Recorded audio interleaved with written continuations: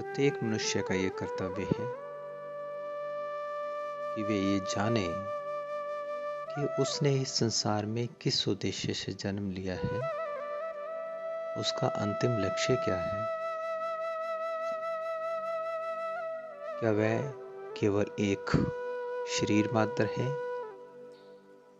अथवा इस शरीर को चलाने वाली एक अदृश्य चेतना या आत्मा। उसके लिए दोनों को जानना आवश्यक है और ये भी जानना आवश्यक है कि जो उसे इस संसार के माध्यम से सुख या दुख मिलते हैं, उसके पीछे कारण क्या है। ऐसा कोई भी व्यक्ति संसार में नहीं है जिसे कोई ना कोई दुख ना हो। जन्म से लेकर मृत्यु तक किसी न किसी रूप में हमें कोई ना कोई दुख उठाना ही पड़ता है, चाहे वो धन की कमी हो, किसी प्रकार का कोई रोग हो, कोई दैवी आपदा हो जैसे बाढ़, भूचाल या कोई महामारी हो, या फिर बुढ़ापे आदि का ही कष्ट हो। कई बार कोई व्यक्ति बहुत धनवान होता है, उसके पास संसार के सभी सुख साधन होते हैं, परंतु उसे भी इस बात का भय बना रहता है कि कहीं उससे ये सुख छिन ना जाए और अकस्मात मृत्यु होने पर उसे इन सभी सुखों को छोड़कर जाना होगा।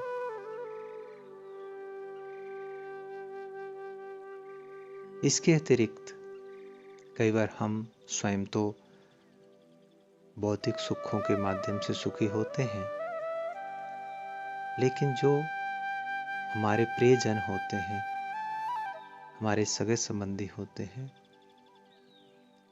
उन पर कोई कष्ट आ जाए तब भी हम उनके दुख से दुखी हो जाते हैं। तो इस प्रकार से हम किसी न किसी रूप में संसार में दुखी ही रहते हैं।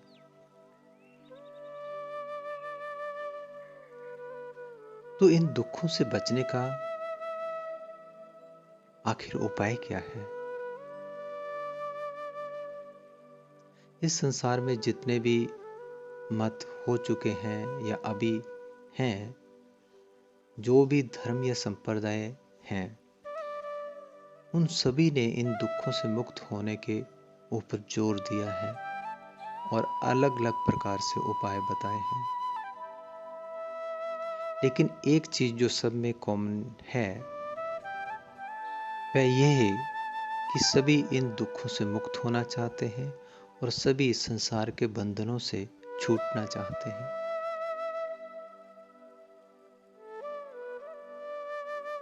किसी ने इन दुखों से छूटने के लिए शुभ कर्म करने के लिए प्रेरित किया है, कोई कर्मों का त्याग करने के लिए कहता है, कोई ज्ञान अर्जित करने के लिए कहता है, तो कोई भक्ति के ऊपर जोर देता है। सभी अपने अपने मत के अनुसार दूसरों को इन दुखों से छूटने के लिए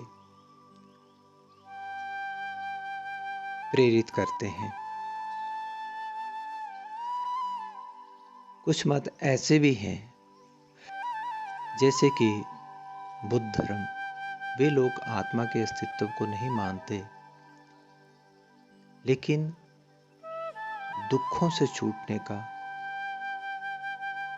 कौन सा मार्ग है इस पर वे बहुत अधिक जोर देते हैं। या यूं कहें कि बौद्ध दर्शन पूरा का पूरा दुखों से मुक्त होने के ऊपर ही टिका हुआ है।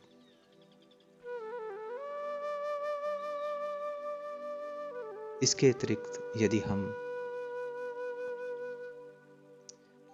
श्रीमद् भगवद गीता की ओर दृष्टिपात करें तो वहां पर भी भगवान श्री कृष्ण ने 8वें अध्याय के 15वें श्लोक में कहा है, दुखालयम अशाश्वतम, अर्थात ये संसार दुखों का घर है और अशाश्वत अर्थात क्षण भंगुर है, नष्ट होने वाला है, अनित्य है। इसलिए इन दुखों से बचने का उपाय करना चाहिए। किसी भी विषय में यदि हमें जानकारी नहीं है, उसकी नॉलेज नहीं है, उसकी थ्योरी को हम नहीं जानते, तो हम प्रैक्टिकल करने में पूरी तरह से समर्थ नहीं हो पाते। हम जब स्कूल या कॉलेज की पढ़ाई करते हैं तब पहले हमें थ्योरी का ज्ञान करवाया जाता है, फिर प्रैक्टिकल करवाया जाता है। उसी प्रकार से किसी के विषय में ज्ञान होना आवश्यक है। उसके पश्चात उस ज्ञान के अनुसार आचरण करना आवश्यक है।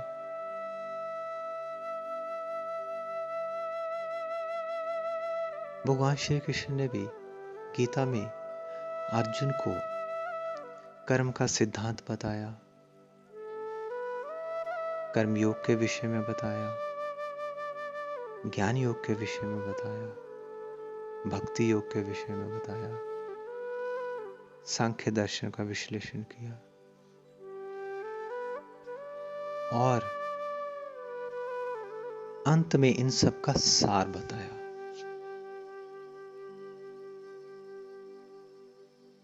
गीता के आरंभ में, मध्य भाग में और अंत में भगवान ने एक ही बात को बार बार दोहराया। आरंभ में भी उन्होंने अर्जुन को अपने कथनानुसार चलने के लिए कहा। 9वें अध्याय के 34वें श्लोक में भी उन्होंने कहा, मनना भव मद भक्तो मध्यजी मां नमस्कुरु मामे वैश्यसि युगत्वा आत्मानम मत्परायण। और यही बात उन्होंने 18वें अध्याय में भी दोहराई। वहां भी यही कहा, मनमना भव मद भक्तो मध्यजी मां नमस्कुरु मामे वैश्यसि सत्यम तिरुपति जाने प्रियवासी में। मन मना मद भक्तो अर्थात मेरे में मन वाला हो, मेरा भक्त मन, मुझे प्रणाम कर, मेरी शरण में आ, अपने आप को मुझ में लगा दे और मैं निश्चित रूप से तुझे सब प्रकार के दुखों से मुक्त कर दूंगा, सब प्रकार के पापों से मुक्त करके तुझे परमानंद प्रदान करूंगा।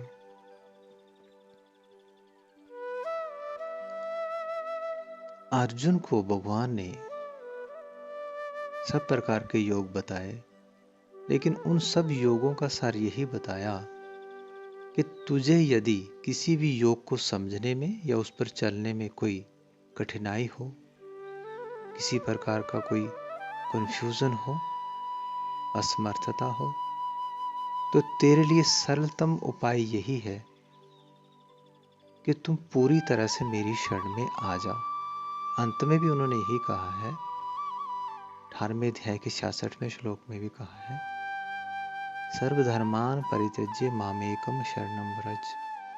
इसका तात्पर्य यह है कि जितने भी कर्तव्य, कर्म, धर्म आदि हैं जो तेरे लिए करना संसार में बहुत लाजमी है, जिसके बिना जीवन निर्वाह नहीं हो सकता, उन सबको भी त्याग कर केवल मेरी शरण ग्रहण कर ले। मैं तेरे सभी कार्यों की पूर्ति स्वयं करवा दूंगा और अंत में तुझे परमानंद की प्राप्ति भी निश्चित रूप से करवा दूंगा। अब प्रश्न ये उठता है कि भगवान उसे अपनी शरण में आने के लिए क्यों कहते हैं? क्या ये दुखों से छूटने का उपाय है?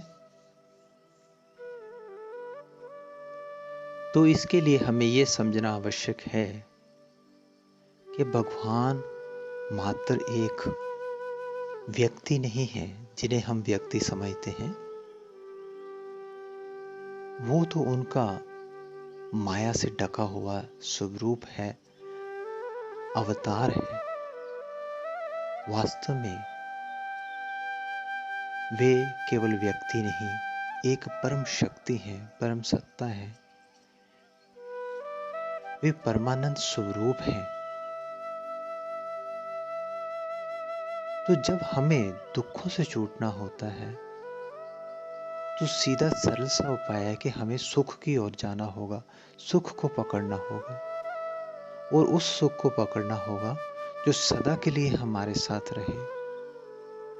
हम कभी भी उससे वंचित ना हो, मैं नित्य हो, और उस सुख को प्राप्त करने के पश्चात शेष कोई भी सुख प्राप्त करना शेष ना रहे। तो वो ईश्वर केवल शक्ति भी नहीं बल्कि स्वयं परमानंद स्वरूप है। इसीलिए भगवान ने अर्जुन को अपनी शरण में आने के लिए कहा कि मैं ही वो आनंद स्वरूप हूँ जिसे प्रत्येक प्राणी इस संसार में किसी न किसी रूप में खोजता है। कैसे खोजता है? कि हर व्यक्ति चाहता है कि उसे सुख मिले, दुखों से छुटकारा हो, लेकिन जो भी सुख मिलता है वो अल्पकालिक होता है, थोड़े समय के लिए होता है।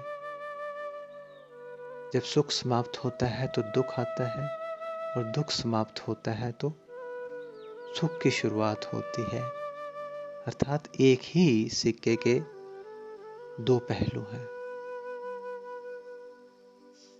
लेकिन हमें वो सुख चाहिए जो परमानेंट नेचर का हो, अर्थात सदा रहे, और वो केवल ईश्वरी सुख है। या यूं कहें, ईश्वर स्वयं ही आनंद का पर्यायवाची है। इसलिए हमें आनंद की शरण में जाना है, जिसे हम दूसरे शब्दों में ईश्वर भी कह देते हैं, चाहे वो सगुण साकार हो अथवा निर्गुण निराकार। तो सभी अपने अपने तरीके से इसका वर्णन करते हैं, और चाहे कोई किसी भी रास्ते से जाए, अंत में उसने यहीं पर आना होता है, क्योंकि प्रत्येक व्यक्ति का लक्ष्य ही तो आनंद प्राप्ति है। तो चाहे वो किसी भी मार्ग से आए, आना तो उसे यहीं पर पड़ेगा। जैसे बारिश होती है, सारी धरती पर बूंदें पड़ती हैं, वही बूंदें इकट्ठी होकर नदी नाले के रूप में अलग अलग स्थानों से होते हुए किसी बड़ी नदी में मिलती हैं, और वो नदियां अंत में जाकर उस समुद्र में ही मिलती हैं, उस सागर में ही उनका अंत होता है। इसी प्रकार से हम किसी भी मार्ग से जाएं, लेकिन हमारा जो अंत है, हमारा जो परम या चरम लक्ष्य है, वो आनंद रूपी सागर ही है, अर्थात वो ईश्वर का स्वरूप ही है, जिसे हम अपने भीतर अनुभव करते हैं। जो भीतर अनुभव ना करें, वो इस प्रकृति में, सृष्टि में, कण कण में उसका एहसास करते हैं, क्योंकि ये सृष्टि भी तो उसी की ही कृति है और हम उसी के एक भाग हैं। तो सारांश में, दुखों से छूटने का सरलतम उपाय भक्ति मार्ग ही है, और भक्ति मार्ग में केवल समर्पण और शरणागति होती है। पहले ये जानना कि वो ईश्वर क्या है, मैं क्या हूं, और मेरा चरम लक्ष्य क्या है। और उसे मुझे कैसे प्राप्त करना है। इसलिए अपने तक पहुंचने का अर्थात उस अनंत प्राप्ति का भगवान ने स्वयं ही सरलतम उपाय बता दिया है। शेष जितने भी मार्ग हैं वो भी अंत में यही पहुंचाते हैं, लेकिन कुछ मार्ग बहुत उलझन भरे हैं, कुछ बहुत कठिन है, कईयों को कोई समझ नहीं पाता। लेकिन ये एक ऐसा मार्ग है जो कम से कम पढ़े लिखा व्यक्ति, अनपढ़ व्यक्ति भी, या जिसे कुछ अक्षर का ज्ञान भी नहीं है, वो भी इसे समझ सकता है और इसे प्रैक्टिकली कर सकता है। इसलिए ये सर्व सुलभ, सर्व साधारण और उत्तम उपाय है। इसलिए हम कह सकते हैं कि भक्ति ही एक ऐसा माध्यम है जिसके द्वारा मनुष्य इस संसार के बंधनों से और दुखों से सदा के लिए मुक्त हो सकता है और उस परमानंद स्वरूप की प्राप्ति कर सकता है, जिसके लिए उसने इस संसार में जन्म लिया है और जिसके लिए अनंत जन्मों से प्रयास करता आ रहा है।